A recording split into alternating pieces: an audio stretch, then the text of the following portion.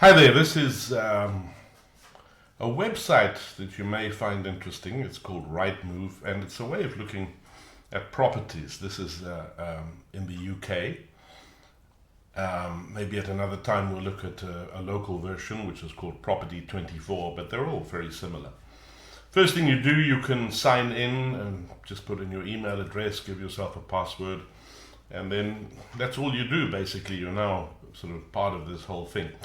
So let's look for a property, and let's look in Rugby, for example. We're looking for something for sale, and I've got a couple of criteria. I can say I only want something in Rugby, or I want it within 5 miles or within 40 miles.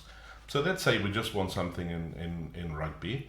I've got £150,000, about 3 million rand. Let's say maximum 2 bedrooms. We don't want a 5-bedroom property. I'm looking for a flat, and that's fine. We can just do that. And we say find properties. And there you can prioritize them in terms of the high. I don't know why they put the highest price first. I like the lowest price first. So there's one for 115. Here's one for 72. There's one for 80, etc., etc., etc., etc. Now, here's where it gets really interesting. I can also, by the way, add a few more filters. Do you see there where it says filters? So I can say it must have a garden, it must have parking.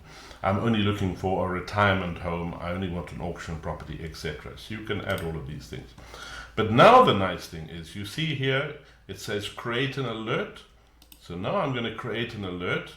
Please send me an email when you see flats for sale in Rugby up to £150,000, up to 2 bed, instantly. Create an alert. When I press that button, what happens is I will be alerted to properties. So you get an email like this. This is one in Grantham, for example, looking for a property. Here's one for 65,000. And they'll send you an email, and then when you click on it, of course, it'll open it up, and you can look inside the property to see how nice it is, etc., etc., etc.